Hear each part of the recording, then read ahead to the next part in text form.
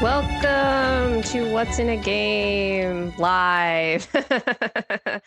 On today's show, the Nuggets are out and David Adelman is in. We are breaking down the end of the Nuggets season and the beginning of a long off season. I'm Grace Jean here with my co-host Will Jones. How are you doing today, Will? It's hard to say since we are eliminated, so that Hard to sucks. say. Like you don't have a good gauge on your, sensory experience of life without the Nuggets playing. uh, I mean, watching the Thunder is frustrating. The fact that the Nuggets lost is sad, but we did get a press conference from Kroenke. We got the news from Adelman about Adelman, so we're gonna do this episode to digest a lot of this. So it's just like, yeah, you could take any perspective on this. Like, try to stay positive about the moves and the directions, or panic. Or I was gonna say this Or could be just be grumpy. yeah, this could be the show where I'll try and talk you into a more positive outlook, Oh, or I don't okay. know, I'm not sure. Okay. No, Will can play good cop. I'm fine with that. Actually, it's interesting. The Nuggets, they got a limit. We're going to talk a little bit about Game 7, but more kind of evaluating the Nuggets playoffs as a whole. But the Nuggets got eliminated on Sunday, right? It was a matinee game. It's been now 5 days, and the Western Conference Finals and Eastern Conference Finals are both well underway. And I feel lighter. I feel lighter watching these games. I can't lie. I can't lie. Um, this feels different than last year after Denver got eliminated, though. hmm Um, maybe it's just because of the teams that are left, like the fact that both Boston and Cleveland are out at this point. Uh, kind of takes a little bit of air out of the balloon. Not to say that the playoffs aren't still interesting. We're going to talk about some exciting games, some not at all exciting games on the Western Conference side of the bracket. But the actual like viewing experience when I no longer have to worry about watching someone's like screen navigation or breakdowns in the zone is Yeah, it's interesting. switching to off-season mode, which Yeah. will be fun. Which is And fun because it's like it's not just us. Like we join the pool of. Do you remember in 2023, every time the Heat would eliminate someone, they'd add that like stars graphic to one of like a bunch of stars that have been eliminated from the playoffs, like in heaven as angels, and they're like, join oh us to yeah, whoever. That's the Nuggets right now. yeah, So we're joining all the other teams, the other 25 teams that are no longer playing NBA basketball right now, and they're also in off-season mode. So, oh, thank you, Miseria, for a comment on the music. That is, well, you want to talk a little bit, like for just a minute, about how you came up with the how you created the theme song for the oh show? sure. Digression of production background before we jump into it Yeah, for the just while we wait sickos. for more people to For the filter sickos, into the show. I don't know. Like, we based our name off, obviously Romeo and Juliet, the line "What's in a name," but it's what's in a game. I know that Vivaldi and Shakespeare are completely different, like, periods of history, but Yeah, we but they're both both old, they're both old. classical. We had talked about how we both like are down with Vivaldi, and we were looking for a theme song, and it's in the public domain. So I just took the chart of the song and I plotted it out myself, and like did the instruments and the violins and stuff, slowed it down, put a little lo-fi beat over it, and there you go, bam, There you got go. the song. So Will is not just a pretty face, people. He actually has skills, yeah, I unlike needed me. needed to make the music. All right. Well, Yeah, so thanks for everybody who's joining us in the chat. Please do us a favor, hit that like and subscribe button. Hello, snoozer. Really helps us out with the algorithm. We're trying to grow this channel. I know we're gonna get some after the fact viewers to this stream as well. So really help us out if we could get to that 1,000 sub goal by the end of the playoffs. I don't know if we're gonna get there, but it would be great if we could. We're currently at 904. So yeah, like and subscribe. Let's get to the news because there's a lot to talk about with Denver here. Will, yesterday, Josh Kroenke had a press conference, and within 2 minutes, he was like, "Yep, David Adelman, he's the next head coach." If I could just quickly get your emotional reaction to that, because I don't know, did you watch the press conference live? No, I didn't. I Okay. went back to watch it, so I had to see everyone's reactions on Twitter, and then I went back to watch it. But I mean, I I think when we were like in the series and we're almost leading it, like we're up 2-1 and we had a chance to go up 3-1, I thought like, damn, if we beat the Thunder, you have to hire Adelman for sure. Like Yeah. no ifs, ands, or buts. The fact that it didn't work out, and there was some stuff that Adelman was doing that I think we talked about on the show that we were questioning. It wasn't like anything bad, and you kind of expect it with the fact that he's so new and took over with such short notice. Short notice is underselling Yeah. it. And he's Three going up. games. 3 games before the playoffs. He's going up against a really good team. You see Chris Finch and them boys struggling right now. So I don't know. Like, I'm happy for Adelman. He said a lot of things that shown that he kind of knows what the players want in the way they want to be coached. And he makes comments about them taking more like ownership of the communication and not needing powwows every time something goes wrong. Maybe he's going less hard on the rage timeouts like Malone. I don't Maybe, know. I think that in the playoffs, they were probably in less need of rage timeouts, though there were some times when I felt like we could really like I feel like I need a rage timeout for my emotional sanity right yeah, no. now. So, hey, sometimes you still got to take a timeout, like, Yeah. But I think I was just like, I think Adelman's, like we knew he was going to be hired somewhere, and we were all like worried about, no, please, someone don't take Adelman from us. That was when we had Malone though, and we wanted Adelman to be the assistant still because that's a pretty good pairing. And now Malone's gone. I'm happy Adelman's back. I get the idea of like needing maybe a more fresh perspective on the coaching and the GM, but Adelman is like familiar and fresh at the same time. Like he's definitely his own dude. Jokic said he knows ball. AG says he knows ball. The players seem happy with it. Well, AG was also super high on Dario Saric before the season started. Yeah, I know. I So, felt very good about the AG thing until yeah. you brought that up, and I was like, oh yeah, No, I mean it's clear the players like him, right? Like we're going to talk more in detail about the pros and cons of this hiring, but that much is evident. It's clear that like not just the players like him, they were clearly going to bat for him, except for Jokic at the end of the season after game 7. Every other player was like, DA's awesome, we want him. And Jokic was like, that's above my pay grade, which hmm we'll talk about that comment as well. But yeah, that's the big news of the day, and we're gonna get into the details of that after we talk about that's true. We were definitely at least we were not this low on Dario as to like how it ended up turning out, except for Swipa, who I'm gonna give him credit for that because he was ahead of that curve. We're gonna get into the details of the Adelman hiring and the Josh Kroenke presser. But first, we have to talk about the end of the season because I think that's going to inform, how we view the direction that the team is taking moving forward. So the Nuggets get eliminated. Game 7 sucked.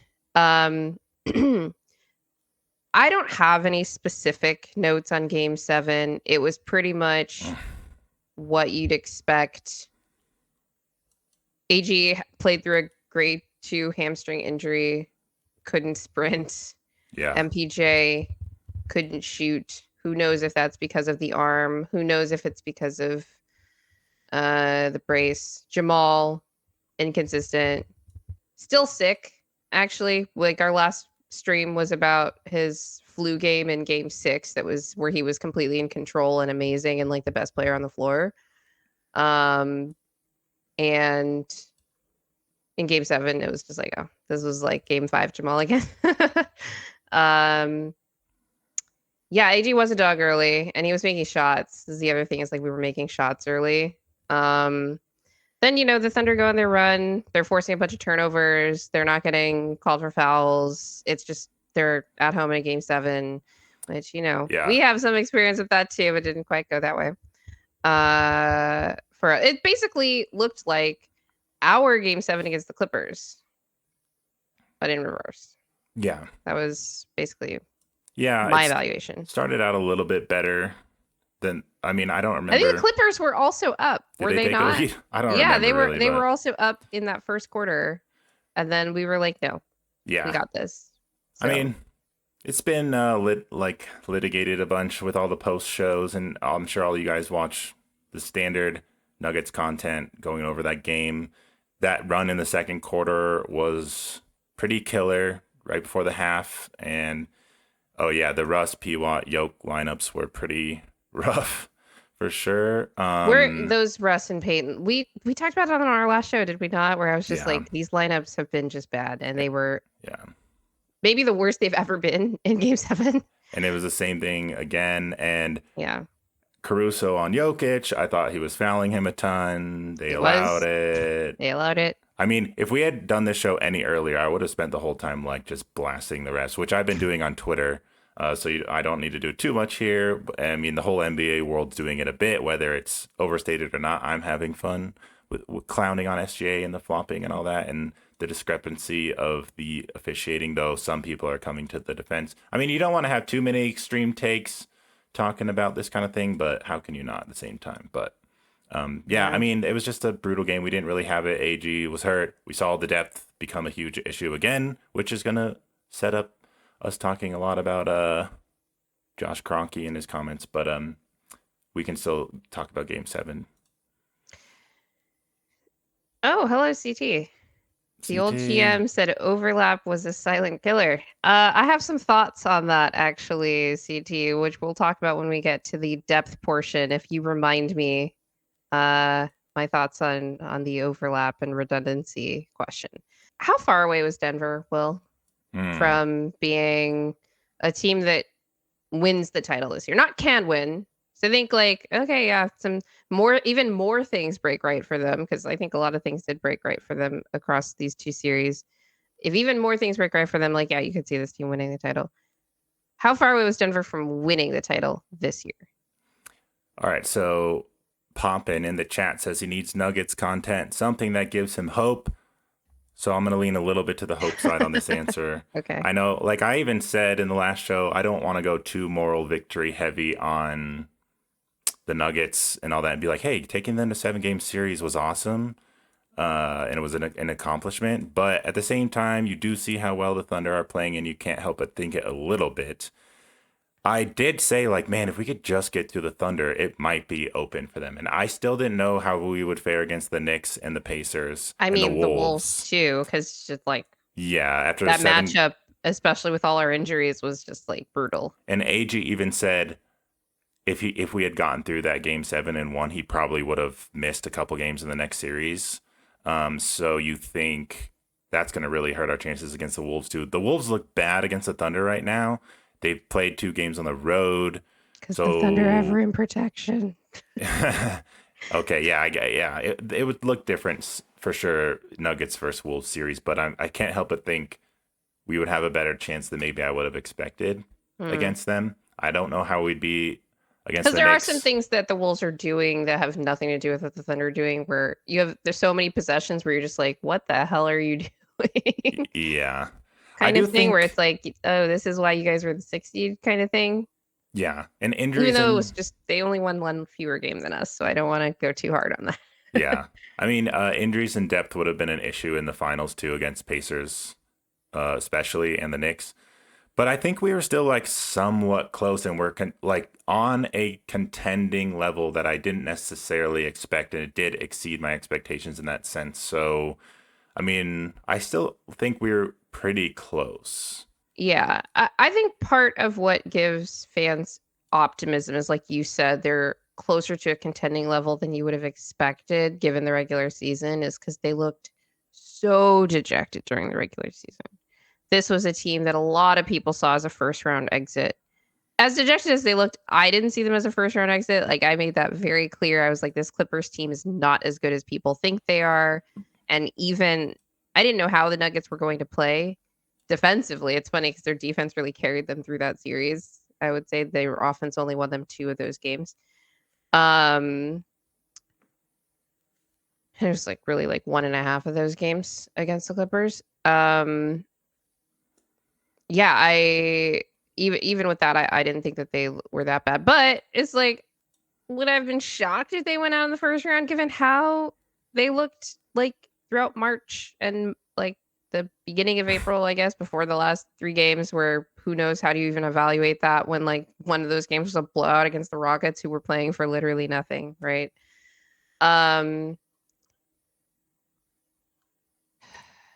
We took OKC to 7. The Wolves do look atrocious against them. Now, to be fair, the Wolves have had 2 games against OKC where they looked horrible. We had 2 games against OKC where we looked horrible. Maybe Minnesota turns it around and has a bunch of close games left to close the series in whatever way, like whether OKC wins it or not. We took OKC to 7, but we also had opportunities to win the series in 5 or 6. Now, how do you look at that? Well, we were good enough to have those opportunities, but we weren't good enough to close them out, to actually capitalize on them, right? The starters, like, just kind of looking at this series against their best, like the toughest opponent that the Nuggets have ever faced in the playoffs, is that fair to say, or would you say the Wolves last year were a tougher opponent? The I think Wolves that were there's tougher than the Thunder for us. Is that I'm asking you because you've been a fan of the team forever in the Jokic era. Which was a tougher series for Denver, OKC this year or the Wolves last year? I kind of feel like In terms of matchup. the opponent, not Yeah, yeah. matchup wise, I think the Wolves were harder last season for us Mm, specifically, and how they just had a lot to throw at us. The Thunder, while their defense is amazing and might be better just like in a vacuum than that Wolves team, we had some ways of getting through it. It did take a while to figure it out, though. I mean, Jokic took a while to get going, yeah. but Can I yeah, actually say, like, on that note about the defense, the difference in these 2 yeah, defenses? Leaving that Wolves series last year, there were so many games where their physicality and everything were completely overwhelming, to the point where we get out of that series, Nuggets get eliminated, and I'm thinking to myself, how did we make that 7 games? How did we score ever on this team? But watching Minnesota now against the Thunder defensively, where they're also struggling. They're struggling on both sides of the ball. But defensively in particular, you're like, man, this Wolves team is ridiculously undisciplined. So there must have been so many times where we just capitalized on that to help like drag us through that series and make it to a game 7, after going down 0-2. Like, people forget about that. It's crazy that we went down 0-2, took the lead in the series, went through in a row, take the lead in the series. That's a crazy feat. Um, I think that it's interesting because I think the Thunder's defense, ironically, they just have more margin for error because they're not reliant on just guarding us one particular way to shut us down. They're because I don't actually think that they could play positional defense and beat us, but they don't do that. They're like, we're just gonna turn you over a bunch, and that, like, it's not matchup dependent to be able to do that. It's not. hmm Right? We saw that last year even with Dallas. Like, Luka had some really high turnover games against this team. Being able to handle ball pressure certainly helps to avoid that, but it's not going to eliminate it, because like you could just have 2 guys on you, just like, oh, we're just running, shooting the gaps and forcing turnovers all over the place. So that's like an interesting aspect of the Thunder's defense. yeah, and it's hard to Yeah. factor in Jamal's injury too, because him like not being able to get Oh, past last anyone, year. Yeah. yeah, and That's that true.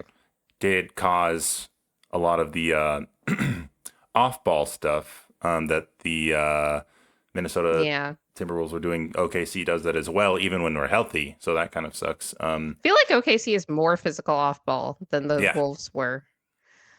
And part of that is like they're just bigger, the Wolves are, so they're not as good at guarding complex off-ball actions because they're bigger and a bit slower.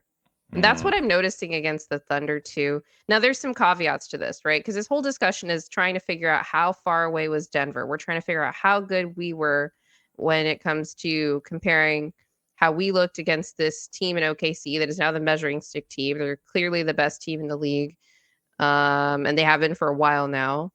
And they're the favorites to win the title now. They're probably going to win. Compared to how the Minnesota Timberwolves look against them.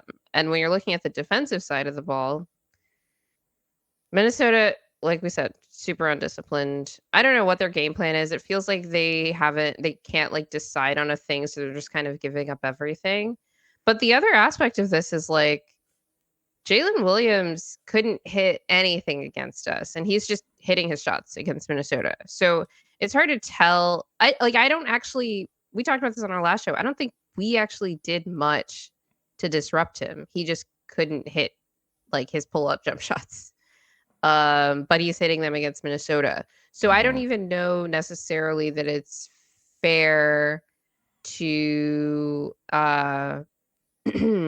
even say like, oh, our defense was way better than Minnesota. I think we could say our defense was way better than we thought it would be because there was like effort and execution and focus to a level that we didn't see at all at any point in the regular season, even during the high points. We could say that we're a more disciplined defense than like a Minnesota is. We could say we're more versatile.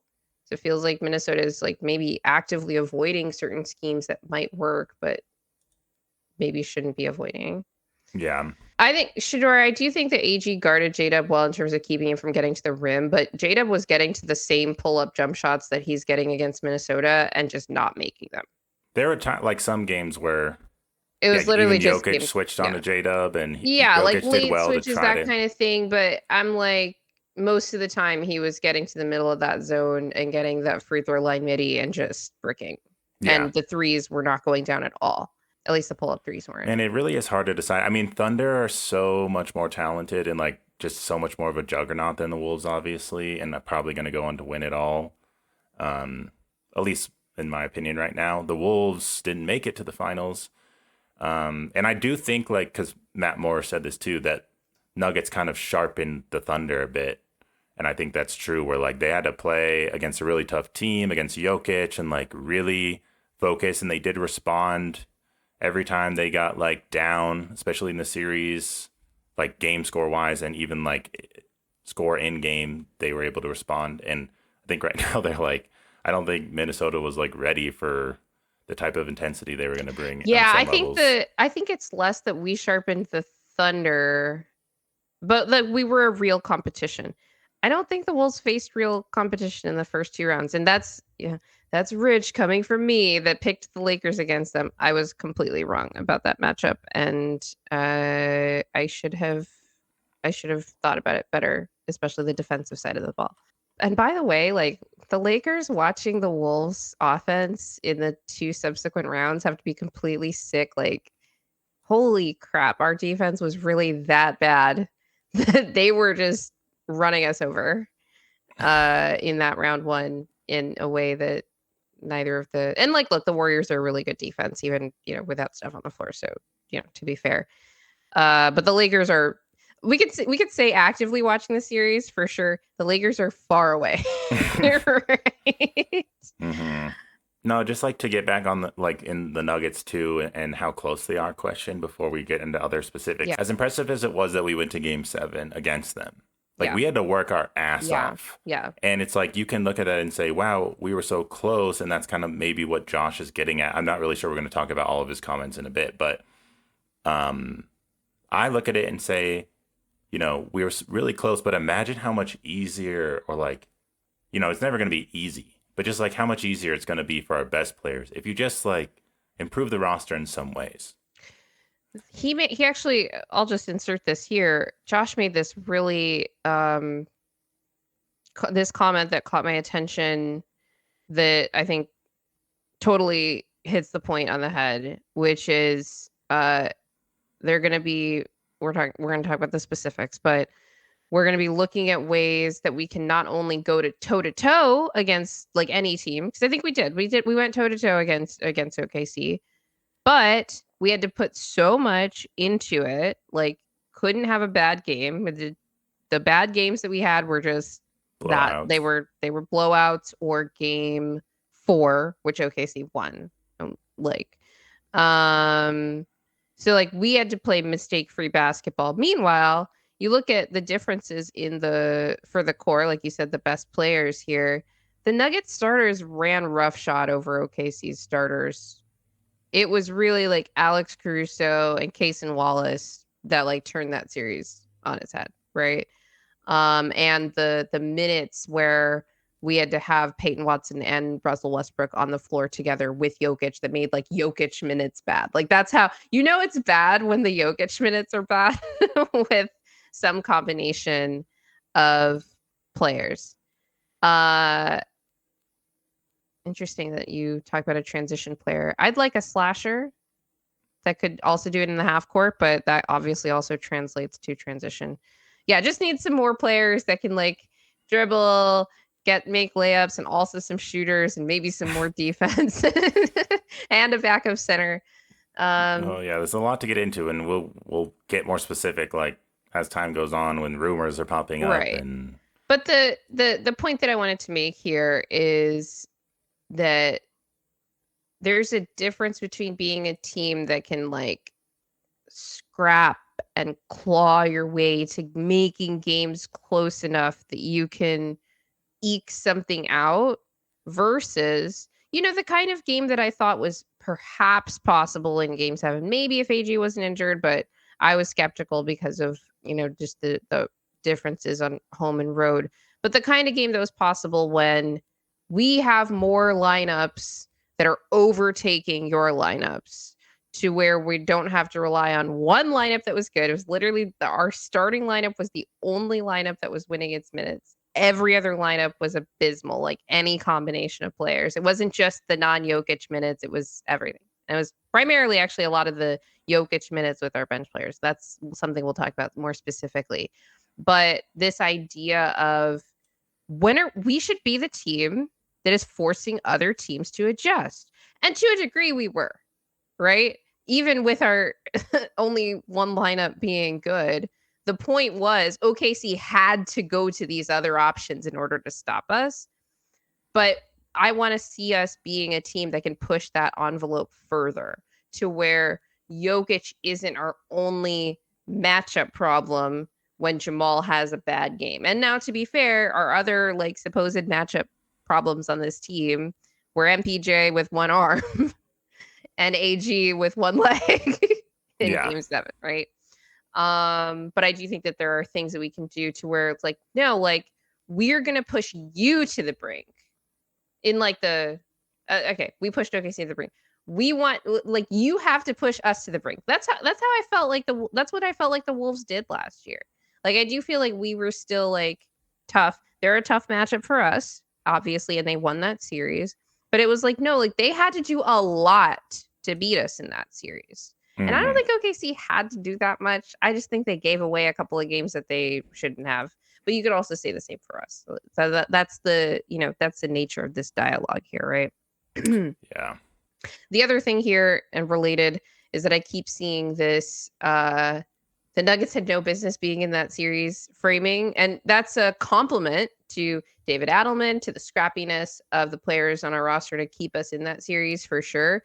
But again, it just speaks to this idea of like I don't want to be the Steelers of the Western Conference to where it's like, oh, they just make the playoffs every year and they're just scrapping, but then it's like, oh, you get overmatched, right? Yeah. I don't want to be that, especially with a player as good as Jokic on our team. Um, yeah, we should be the team that everybody's chasing again, and that's just not the case anymore. It was 2 years ago. It was maybe even the case last year, but uh, we're not the team that teams are chasing anymore. Yeah, I'll be interested to see how the Thunder respond if they win to be the team that's hunted. And I mean, everyone in the comments is, talking about depth.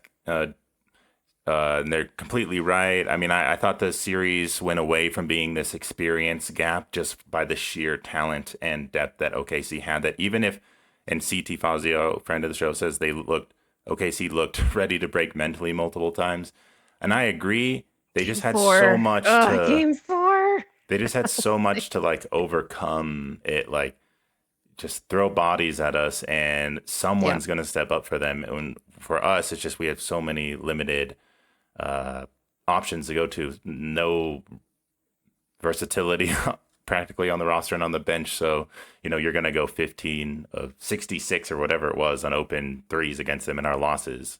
And that fourth quarter, we went 1 for 15 outside of Jokic. Jokic. And the one So, was yeah. the like, okay, game's over. You can have this layup basket Yeah. from So Jamal. I think like people's conclusions and what Jokic said about like needing depth and the Nuggets challenging the notion about roster construction and depth and being top heavy and you still being able to compete was interesting and they almost got it done. Like imagine how much easier it'd just have some real dudes in there. Um And it doesn't need to be like easy, right? The playoffs are hard. That yeah. was I forget which game I was watching. It was probably something in the East. I think it was like the Knicks Celtics series, one of those games. Um oh, it was my response when someone asked what's going on with home court advantage. And I was like, the playoffs are hard. Like you can lose at home, like we did in game 4. Uh because you're playing other good teams. That's just the way it is, right? And I'm sure like OKC felt that way throughout the series against us as well, right? I do want to talk a little bit more about the other side of this, which is like, yeah, we took OKC to 7, but we also got taken to 7 by the Clippers. And I don't think that Clippers team was it's not that they weren't good, but I don't think they were as good as people thought when they were picking the Clippers in the series. And Dave McMenamin from ESPN was picking Clippers in 5, and I was like, that is just insulting. Like you can pick the Clippers if you want because Denver was in a really bad place and you just don't know what kind of team you're getting. But Clippers in 5, like Josh actually said in his presser, which we'll get more into in the next segment, quote, "We were an Aaron Gordon tip dunk away from going down 3-1 and or coming back to Denver 3-1 in game 5 or 1-3 in that case." Now, to be fair, we were leading most of that game, and then it was like a fourth quarter collapse kind of thing. That should have been a comfortable win, but it wasn't. But we did, eke it out, and that was one of the things that did go our way. AG having ridiculous dexterity in his digits in order to retract the fingers just in time for that to be inconclusive enough to not be overturned. And yeah, so that wouldn't have been the Clippers wouldn't have won. We would have gone to OT, and Nuggets are good in OT, but they don't win every single game. And the Clippers had momentum, right? They had just come back from a 22-point deficit. So you kind of assume that the Clippers would have won that game on their home floor. Adam Modis actually made this point too when talking about this specific comparison to the Clippers. The way that people are talking about the Clippers right now, like, do you consider the Clippers to be close? Close to winning a Yeah. championship. I think it is hard to say that they are because they went out in the first round, obviously, but I still think they're closer than a lot of people think. A very positive view, William, I must say. As Because I expected you to say no because it's the Clippers. And then I was going to say, well, then they took us to 7. What makes us close if they're not? But if you say the Clippers are closer than other people think, and maybe they are, I don't think that I think they're close. I was one of the people this summer that said the Clippers are going to be a lot better than people think they are. They're going to make the playoffs. They're going to be a good regular season team, and they were. They won 50 games. Uh, but in terms of like the top end and like do you present enough matchup problems, like that kind of thing, like, I don't think they're particularly close. Yeah, I mean, they would have gotten killed by the Thunder, I think actually. Like when we were playing them and thinking about, going into game 7 if Clippers did take that, how would they look versus OKC? Like would I Zoo I do dominate the think paint? defensively they would have looked pretty similar to us against OKC because they're a good defense. They're a smart defense is the other thing. I think Denver and LA are smarter, more disciplined defenses. And this isn't a note on the players necessarily, although you I'm contrasting to the Minnesota Timberwolves playing the Thunder right now. We did get a clip from Jaden McDaniels, I think it was post game yesterday, asked about a hard foul where he pushed SG on the floor. He got a flagrant one on it, and he was asked about it, and he's like, I wanted to foul him for real. Yeah, that's Because what I was saying after the game. I'm like, he was just mad about getting calls yeah, or on like touch fouls and stuff. And I was just like, the Wolves were in like the middle of like a little fake comeback there. And I think that like killed the momentum. yeah, And it's also like a very Jaden McDaniels thing to do. He's not it gave me a little bit more respect for Christian Brown. He never loses his cool like that, even when he's getting cooked. That's just not a thing that he does. And like the best defenders, I think, are going to lose their cool in that situation. I think Jaden needs to grow in that way. But yeah. my point is, like, the Clippers and the Nuggets are both like disciplined, smart defenses that would have figured out that side of the ball. I think the Clippers offense would have looked just non-viable against the Thunder, though. Yeah, definitely. Yeah, I mean the Clippers. I mean that series went to 7 games, so you do say it's somewhat close. Like I had more respect for the Clippers afterwards, just because it was so tough. It was tough to like get out of that series. I think we could have done better, like closing it out, Game 6 on the road, realizing that opportunity was there, get more rest going into Game 7 versus the Thunder. Those types of things. So, and if Mike's shoulder doesn't get injured, are we able to close them out easier?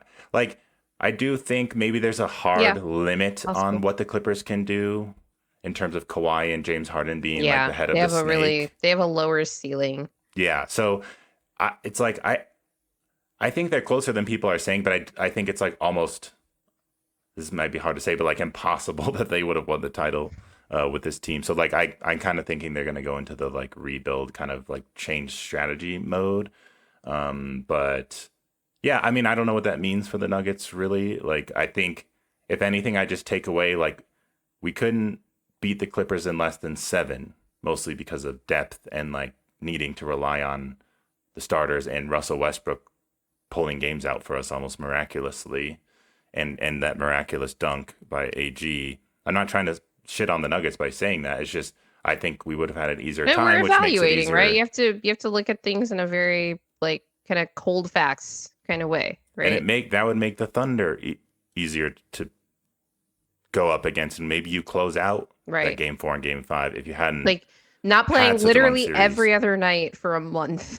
And AG said it like he wished he had more rest in the playoffs. And if you go to 7 games, that's you Yeah, only get one day every time. There was exactly. no little break in between. So we And need to like, I have seen people talking about this. They did it mostly during the Thunder Nuggets series. And I'm talking about like non-Nuggets fans, just kind of NBA Twitter talking about the every other night schedules for like late in the semifinals and then going into the conference finals. And on one hand, I get it. Like having more rest for players means you do get better games, probably fewer blowouts from just exhaustion. Uh, there's another part of me though that's like it's a little bit of sour grapes because I'm thinking about 2023, how the Nuggets ran roughshod over the Lakers because LeBron could not hang with that schedule in the Western Conference Finals that year. And the Nuggets happened to be the team on the receiving end. And I'm not saying that like, oh, this should always help Denver because it's clearly not now that they're not that like young, scrappy, a little bit deeper team anymore. But the point is like, the playoffs are hard. Try to win your don't go 7 in the first 2 yeah. rounds. But it also is Um, like, yeah. don't finish too low in the standings, Yeah. like in the regular season, Yep. so that you have these tougher matchups series to series. So Regular season matters fan club is up, okay? We are so back. yeah. Sorry about that, people. But Oh yeah, it's man. like, well, the regular season has to matter. Otherwise, what are we doing this for? And now we're seeing the Thunder, look like the team that they looked like in the regular season. So maybe it is like impressive that the Nuggets were able to make them look mortal for a few games in that series, including some of Denver's losses, I feel like. They made OKC look mortal, and that I think is a testament to their, defensive competency, even if they don't necessarily have a high ceiling on that end of the floor as currently constructed. Thank you for the sickos that are still in the chat. Before you leave, please remember to hit the like button, hit the subscribe button so you can keep up with our content. Hopefully you appreciate this really extensive and esoteric discussion about the general direction of the Nuggets moving forward. We're going to have so many off-season shows, guys. It's not even funny. So look out for us. We'll probably be back next week. Just got to figure out this live stream schedule thing. But these have been fun so far, and we really appreciate you guys. So yeah, follow us on socials. All our links are in the description. And yeah, always remember that winning is fun and losing sucks.